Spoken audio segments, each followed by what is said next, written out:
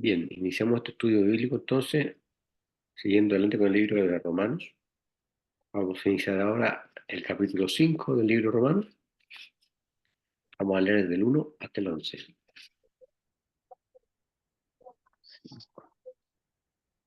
Dice así la palabra de Dios. Resultado de la justificación. Justificados pues por la fe, tenemos paz para con Dios por medio de nuestro Señor Jesucristo, por quien también tenemos entrada por la fe a esta gracia en la cual estamos firmes y nos gloriamos en la esperanza de la gloria de Dios. Y no solo esto, sino que también nos gloriamos en las tribulaciones, sabiendo que la tribulación produce paciencia, y la paciencia prueba, y la prueba esperanza. Y la esperanza no avergüenza, porque el amor de Dios ha sido derramado en nuestros corazones por el Espíritu Santo que nos fue dado. Porque Cristo, cuando aún éramos débiles, a su tiempo murió por los impíos. Ciertamente apenas morirá alguno por un justo. Con todo, pudiera ser que alguno osara morir por el bueno. Mas Dios muestra su amor para con nosotros en que siendo aún pecadores, Cristo murió por nosotros. Pues mucho más, estando ya justificados en su sangre, pues seremos salvos de la ira. Porque si siendo enemigos fuimos reconciliados con Dios por la muerte de su Hijo, mucho más, estando reconciliados, seremos salvos por su vida. Y no solo esto, sino que también nos gloriamos en Dios por el Señor nuestro Jesucristo, por quien hemos recibido ahora la reconciliación. ¿Amén? Entonces, estamos hablando, ¿cierto?, de lo que Pablo le habló a la iglesia en Roma. Esto es alrededor del año 60 después de Cristo. Y nos habla, ¿cierto?, esta porción que acabamos de leer, del capítulo 5 del libro romano, del 1 al 11, acerca de la justificación por la fe, ¿cierto? Un tema muy importante que debemos conocer los cristianos para poder predicárselo a las personas, para que entiendan que la salvación es por la fe, ¿cierto? Por ese regalo que nos da el Señor, la justificación que el Señor nos hace. Justificados pues por la fe, dice, y cuando dice justificados por la fe, el versículo 1 se refiere a que el único camino es, por el cual alguien puede ser justificado es a través de la fe en Cristo y a través de lo que Cristo hizo en la cruz. ¿Cierto? Después dice, tenemos paz para con Dios, ¿cierto? Esa paz que resulta de la obra que hace el Espíritu Santo en la justificación, por medio de nuestro Señor Jesucristo, ¿cierto? ¿Por qué? Porque Él fue el que hizo la obra en la cruz, ¿cierto? No fue otro, solamente Jesucristo. El 2 dice, por el cual también tenemos entrada por la fe a esta gracia, ¿cierto? Es decir, tenemos acceso a la bondad de Dios para con nuestras vidas a través de la fe en Cristo, en la cual estamos firmes, ¿cierto? Dice la palabra, y nos gloriamos en la esperanza, ¿cierto? Una esperanza que está garantizada en Jesucristo, de la gloria de Dios. Y dice el 3, y no solo esto, sino que también nos gloriamos en las tribulaciones, ¿cierto? Nosotros entendemos que las tribulaciones no nos perjudican, las cosas malas que nos pasan no nos perjudican, ¿cierto? Nos hacen crecer, nos hacen madurar, nos hacen fortalecernos en la fe, eh, sabiendo que las tribulaciones producen paciencia, ¿cierto?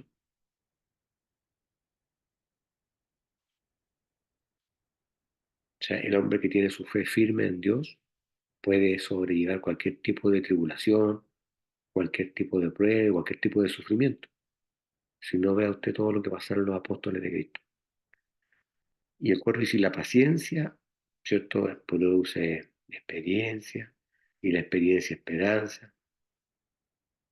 Dice esta versión, ¿cierto? Acá dice eh, el 4, y la paciencia prueba y la prueba esperanza, ¿cierto? Eh, y la esperanza no avergüenza. ¿Por qué? Porque no es una esperanza falsa, sino es una esperanza verdadera al Señor. Porque el amor de Dios está derramado en nuestros corazones por el Espíritu Santo que nos es dado, ¿cierto? Todo es obra del Espíritu Santo en nuestra vida. Porque Cristo, cuando aún éramos sin fuerza alguna,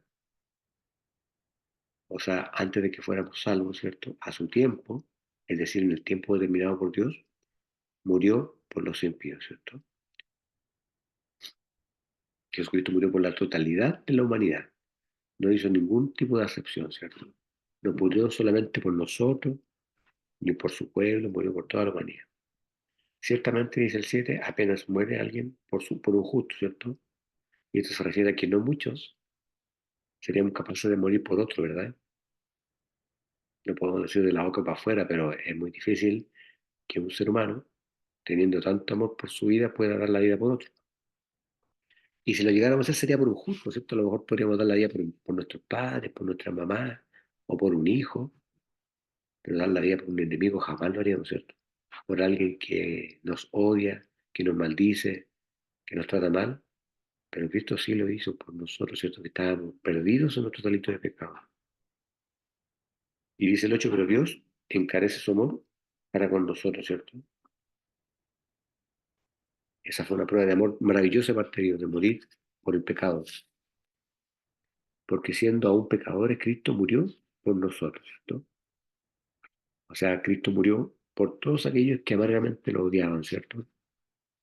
Recordemos que todos éramos enemigos de Dios antes de aceptar a Cristo como nuestro Señor, porque éramos amigos del mundo, ¿cierto? De los afanes, ¿se acuerda usted? No sé si usted nació o no nació en el Evangelio, pero yo no nací en el Evangelio. Y yo llevo una vida, como dice la canción de Ricky Martin por ahí, una vida loca. En la discoteca, fumando, tomando, pasándolo bien, disfrutando, creía yo que estaba la vida, y odiaba, ¿cierto?, las cosas de Dios. Era amigo del mundo y era enemigo de Dios. Y me reía de los canutos, decía yo, cuando me predicaban, hasta que el Señor decidió salir en el cuento, ¿cierto? Por eso le digo, dice la palabra, porque siendo aún pecadores, Cristo murió por nosotros, ¿cierto? Todos estamos en esa condición. Y antes de conocerlo a Él, éramos pecadores empedernidos, ¿cierto? Ahora seguimos pecando, pero tenemos a nuestro Espíritu Santo que siempre nos está redarguyendo para que nos arrepintamos de nuestra maldad. Y el 9 dice luego, muchos más, habiendo sido ahora justificados en su sangre, ¿cierto? La sangre de Cristo es la garantía de nuestra justificación, ¿cierto? Es lo que le da validez a la justificación. Por él seremos salvos de la ira de Dios que siempre se manifiesta contra el pecado. Mire, si a usted no le queda claro lo que es la justificación, me acabo de acordar ahora de un bonito animado que ven los chicos, que se llama Teo. Es un señor que habla con unos ratones y les cuenta lo que es la justificación. La justificación, les dice él, es cuando, por ejemplo, una persona comete un delito y lo van a condenar a cumplir una pena. Y viene otra persona que no ha cometido ningún delito y dice, yo voy a pagar la pena por el delito que esa persona cometió. Y se pone en el lugar del delincuente para cumplir la pena. Y el delincuente, que fue el que cometió el pecado, el delito, queda libre de toda culpa. Se borra su hoja de vida y queda en cero. Y la persona que era inocente cumple la pena del delincuente. Y esa es la justificación. Cristo estaba limpio de pecado, era el Hijo de Dios y se puso en nuestro lugar cuando murió en la cruz. Y su sangre bendita limpió todos nuestros pecados. Así que no es menor lo que hizo el Señor. Cómo no agradecerle, ¿cierto? Cómo no estar agradecido de Dios, cómo no servirle.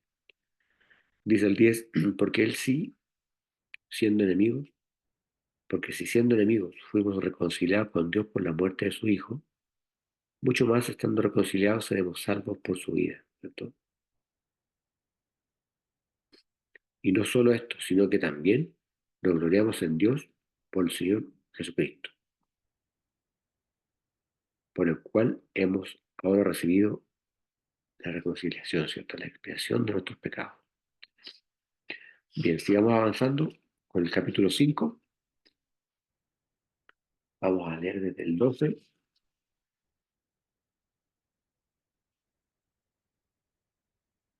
Desde el 12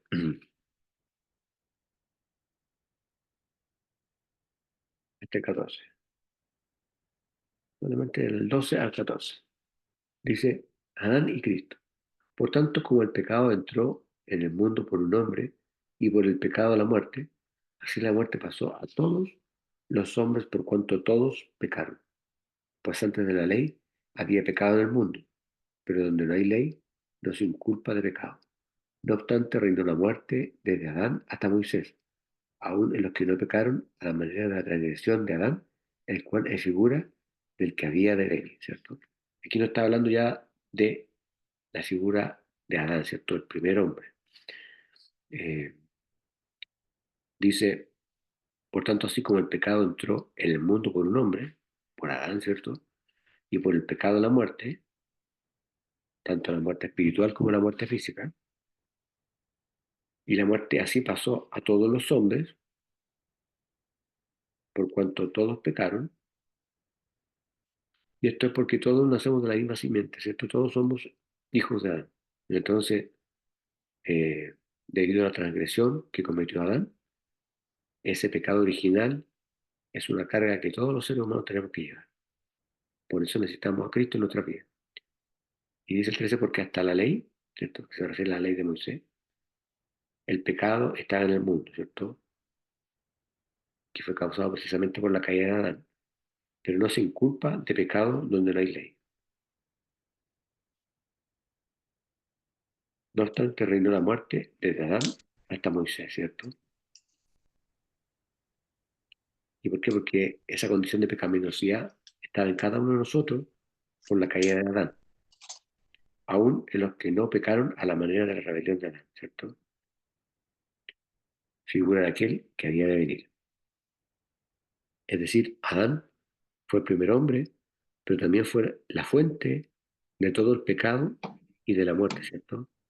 Y eso iba a continuar mientras que Cristo no viniera a este mundo para ser la fuente de la redención y de la vida, ¿cierto? Algo completamente contrario a lo que hizo Adán. De aquí viene el contraste, ¿cierto? Vamos al versículo 15 de la porción que estamos leyendo, vamos a leer del 15 hasta el 21. Dice, pero el don no fue como la transgresión, porque si por la transgresión de aquel uno, uno murieron los... Porque si por la transgresión de aquel uno murieron los muchos, abundaron mucho más para los muchos la gracia y el don de Dios por la gracia de un hombre, Jesucristo. Y con el don no sucede como en el caso de aquel uno que pecó, porque ciertamente el juicio vino a causa de un solo pecado para condenación, pero el don vino a causa de muchas transgresiones para justificación.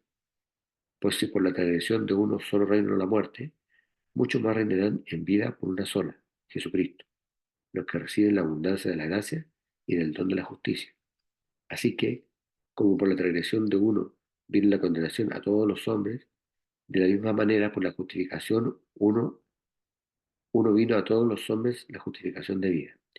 Porque así como por la desobediencia de un hombre los muchos fueron constituidos pecadores, así también por la obediencia de uno los muchos serán constituidos justos. Pero la ley se introdujo para que el pecado abundase. Mas cuando el pecado abundó, sobreabundó la gracia, para que así como el pecado reinó para la muerte, así también la gracia reine por la justicia para vida eterna mediante Jesucristo, Señor nuestro. ¿Cierto? Entonces acá podemos ver el contraste, porque dice, pero no como una transgresión, tal fue el don, ¿cierto? El don gratuito de parte de Dios. Eh, porque si por la transgresión de uno, es decir, de Adán, murieron los muchos, mucho más abundó la gracia de Dios para los muchos, ¿cierto? Y el don por la gracia. Aquí presenta la figura de Jesucristo, de un hombre, Jesucristo, ¿cierto? Y lo que él hizo en la cruz, por supuesto. Ni tampoco de la manera que por un pecado, así también el don, porque el juicio a la verdad vino de un pecado para condenación, ¿cierto? El pecado de Adán. Pero la gracia vino de muchas transgresiones para justificación, ¿cierto? La justificación limpia todos los pecados. Porque, dice el 17, si por la transgresión de uno reinó la muerte, es decir, por la caída de Adán reinó la muerte, muchos más los que reciben la abundancia de gracia y del don de la justicia reinarán en vida por uno, Jesucristo, ¿cierto? Así que de la manera que por la transgresión vino la culpa a todos los hombres para condenación, así por un acto de justicia de uno, es decir, de Cristo, vino la gracia a todos los hombres para justificación de vida, ¿cierto? Es decir, usted recibe a Cristo de manera genuina, acepta como su Señor, acepta lo que hizo en la cruz y usted está justificado. Es la única respuesta para el pecado. Su pecado no se va a borrar porque usted se ponga a hacer cosas buenas, ni porque empiece a ayudar a la gente, ni que porque empiece a ir a una iglesia o lea la Biblia, o lo que sea que haga. Usted tiene que arrepentirse de su maldad y aceptar a Cristo como su Señor, de manera genuina, no una emoción, sino que sea algo verdadero, algo de corazón. Y ahí viene la justificación, ¿cierto? No viene de otra forma. Dice el 19, porque como por la desobediencia de los hombres, los muchos fueron constituidos pecadores, cuando habla de los muchos se refiere a toda la humanidad, así por la obediencia de uno, es decir, por la obediencia que Jesucristo tuvo al morir en la cruz, los muchos serán constituidos justos, ¿cierto? Mm. Es decir, se refiere a todos los hombres que crean en Cristo y en la obra de la cruz, van a ser considerados justos. Y el 20 dice, la ley, pues, intervino para que el pecado abundara. O sea, en el fondo lo que está diciendo es que la ley fue dada por Dios a través de Moisés para que el hombre pudiera saber cuáles eran las conductas que se consideraban pecado para Dios, ¿cierto? Cuáles eran las conductas prohibidas. Pero cuando el pecado abundó, dice, sobreabundó la gracia, para que de la manera que el pecado reinó para muerte, y esto es importante porque dice, para que de la manera que el pecado reinó para muerte, y esto se refiere a que el pecado reina de manera soberana en la vida de aquel que es inconverso, ¿cierto? Decíamos el domingo en la predicación que muchas personas creen tener su vida resuelta porque tienen de todo, materialmente hablando, pero lo único que tienen eh, es una muerte espiritual, ¿cierto? Eh,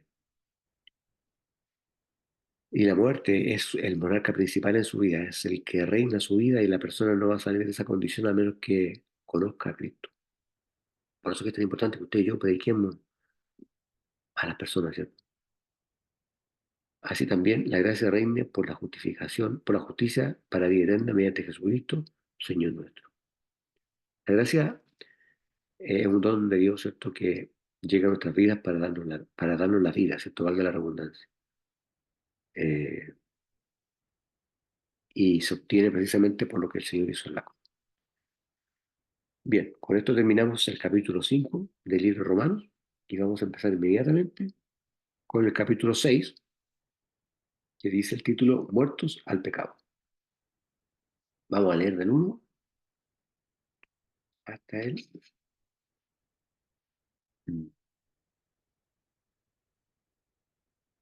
del 1 al 11. Del 1 al 11. Dice así, ¿qué pues diremos? ¿Perseveraremos en el pecado para que la gracia abunde?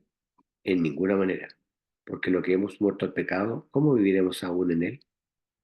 ¿O no sabéis que todos los que hemos sido bautizados en Cristo Jesús hemos sido bautizados en su muerte? Porque somos sepultados juntamente con él para muerte por el bautismo, a fin de que como Cristo resucitó de los muertos por la gloria del Padre, así también nosotros andemos en vida nueva. Porque si fuimos plantados juntamente con él en la semejanza de su muerte, así también los tenemos en la de su resurrección. Sabiendo esto, que nuestro viejo hombre fue crucificado juntamente con él, para que el cuerpo del pecado sea destruido, a fin de que no sirvamos más al pecado, porque el que ha muerto ha sido justificado del pecado. Y si morimos con Cristo, creemos que también viviremos con él, sabiendo que Cristo, habiendo resucitado de los muertos, ya no muere. La muerte no se enseñorea más de él, porque en cuanto murió, El pecado murió una vez para todos, mas en cuanto vive, para Dios vive. Así también vosotros considerados muertos al pecado, pero vivos para Dios en Cristo Jesús, nuestro Señor. Entonces, aquí está hablando de la cruz, ¿cierto? Volvemos al mensaje principal del Evangelio, que es la obra redentora que Cristo hizo en la cruz. Dice, pues, ¿qué diremos, cierto? Cuando hace esta frase, pues, ¿qué diremos, cierto? Está tratando de dirigir la atención, cierto, de los romanos. ¿Perseveraremos en pecado para que la gracia abunde? Ahora, el hecho de que la gracia, ¿por qué dice esto? Porque el hecho de que la gracia sea mayor que el pecado no significa que el creyente tenga una licencia para pecar, ¿cierto? Usted está dentro de la gracia de Dios, ¿cierto? Usted ha sido lavado y redimido por la sangre del Cordero, pero eso no le da licencia para seguir pecando. Lo va a seguir haciendo porque su condición aún está atada a lo que hizo Adán por el pecado original, ¿cierto? Y nosotros vamos a ser redimidos completamente cuando vayamos a la presencia de Dios. Entonces, seguimos una condición de pecaminosidad. Esta carne todos los días nos hace pecar, pero no es una justificación el hecho de que seamos salvos para pecar, ¿cierto? Todo lo contrario. Debemos esforzarnos por doblegar nuestra carne. Por eso que es importante la oración, por eso que es importante, si usted puede, ayunar y buscar la presencia de Dios, ¿cierto? Llenarnos de la presencia del Espíritu Santo para que el Espíritu Santo crezca dentro de nosotros y nuestra pecaminosidad, nuestra humanidad, nuestro mal carácter, nuestras mentiras, nuestra lujuria, todo lo que podamos tener en nuestra carne, se vaya minimizando, ¿cierto? Más de Cristo, menos de Danila, más de Cristo, menos de Cecilia, más de Cristo, menos de Gladys, ¿cierto? Más de Cristo, menos de Esteban. El Señor que es que nos llene por completo. Entonces dice el 2, de ninguna manera, ¿cierto? Eh, Esto indica la respuesta de Pablo a la misma pregunta que él se hace. Eh, Porque los que somos muertos al pecado, es decir, los que somos muertos a esa naturaleza pecaminosa, ¿cómo viviremos aún en él? O sea, lo que está diciendo Pablo a los romanos es que el creyente ya es de Cristo, ¿cierto? Ya le pertenecemos. Por eso que tenemos que honrar al Padre a través de nuestros actos, ¿cierto? A través de nuestra conducta, a través de nuestras palabras. ¿O no sabéis que todos los que somos bautizados en Cristo Jesús somos bautizados en su muerte?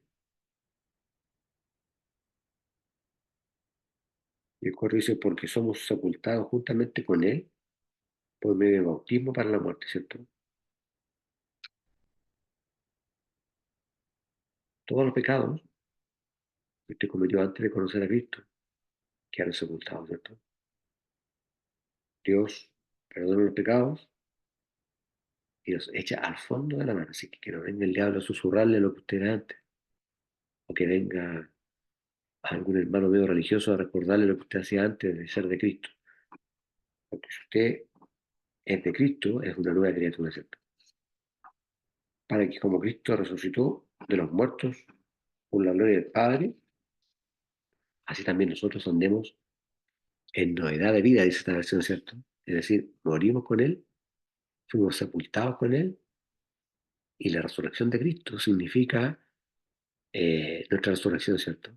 A una vida nueva, a una vida novedosa, y dice esta versión, ¿cierto? Porque si fuimos plantados juntamente con Él, con Cristo, ¿cierto? En la semejanza de su muerte,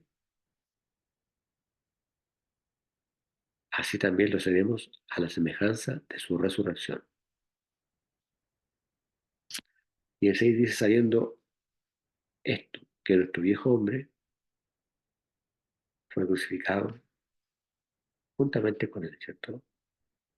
Todo lo que éramos antes de la conversión quedó sepultado, ¿no? A fin de que no sirvamos más al pecado. Es decir, la culpa que teníamos por el pecado quedó completamente removida por la conversión, ¿cierto? Que experimentamos al conocer a Cristo, al aceptarlo como nuestro Señor.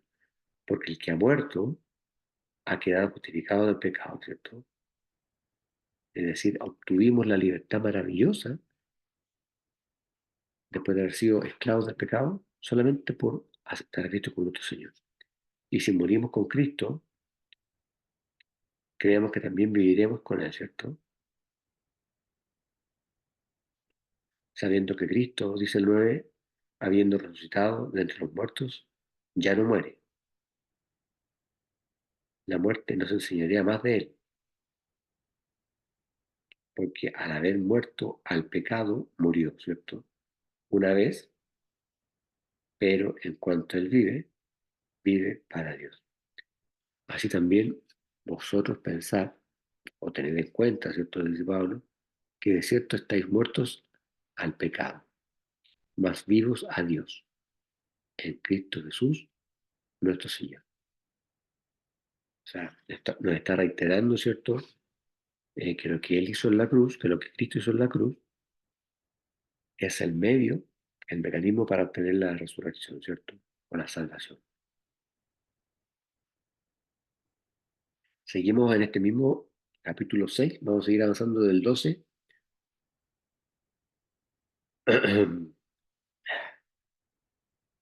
12 hasta el final, ¿ya? Del 2 hasta el final del capítulo 6. Dice, no reine el pecado en vuestro cuerpo mortal, de modo que lo obedezcáis en sus concupiscencias, ni tampoco presentéis vuestros miembros al pecado como instrumento de iniquidad, sino presentaos vosotros mismos a Dios como vivos de entre los muertos, y vuestros miembros a Dios como instrumentos de justicia, porque el pecado no se enseñaría de vosotros, pues no estáis bajo la ley, sino bajo la gracia. Siervos de la justicia, ¿qué pues pecaremos porque no estamos bajo la ley, sino bajo la gracia? En ninguna manera. ¿No sabéis que si os sometéis a alguien como esclavos para obedecerle, sois esclavos de aquel a quien obedecéis, sea del pecado para la muerte, o sea de la obediencia para la justicia? Pero gracias a Dios, que aunque erais esclavos del pecado, habéis obedecido de corazón a aquella forma de doctrina a la cual fuisteis entregados, y libertados del pecado, vinisteis a ser siervos de la justicia. Hablo como humano por vuestra humana debilidad, que así como para iniquidad presentasteis vuestros miembros para servir a la inmundicia y a la iniquidad, así ahora para santificación presentad vuestros miembros para servir a la justicia, porque cuando erais esclavos del pecado, erais libres acerca de la justicia. Pero ¿qué fruto teníais en aquellas cosas de las cuales ahora os avergonzáis? Porque el fin de ellas es muerte. Mas ahora que habéis sido libertados del pecado y hechos siervos de Dios, tenéis por vuestros frutos la santificación y como fin la vida eterna, porque la paga del pecado es muerte, mas la dádiva de Dios es vida eterna en Cristo Jesús, nuestro Señor, ¿cierto? Entonces está hablando de la santificación que obtenemos a través del Señor, ¿cierto? Dice no reina pues el pecado, ¿cierto? Que el pecado no domina nuestra vida, para que lo obedezcáis en su concupiscencia, ¿cierto? Se refiere a la injuria eh, de este cuerpo mortal, ¿cierto? Ni tampoco presentéis vuestros miembros, los de este cuerpo mortal, al pecado como instrumento de iniquidad, ¿cierto? Antes presentados a Dios, para que el pecado no se enseñoree de vosotros. Es decir, que el pecado no ejerce ningún dominio en nuestra vida. Pues no estáis bajo la ley, sino bajo la gracia. ¿Qué pues pecaremos porque no estamos bajo la ley, sino bajo la gracia? O sea, si creemos que eso es así, entonces estamos mal, ¿cierto? Pecaremos porque no estamos bajo la ley, sino bajo la gracia. No, porque la ley solamente es una guía para saber qué es lo que se hace y qué es lo que no se hace. Pero estando bajo la ley, de ninguna manera estamos justificados. Recordemos que la justificación es por gracia, ¿cierto? Dios no lo permita, dice. ¿No sabéis que a quien os presentáis vosotros mismos por siervos para obedecerle, sois siervos de aquel a quien obedecéis? ¿Cierto? Si usted obedece el pecado, usted es esclavo del pecado. Eso es lo que está diciendo. Pero gracias a Dios, que aunque fuisteis siervos del pecado, antiguamente, habéis obedecido de corazón a Dios, ¿cierto?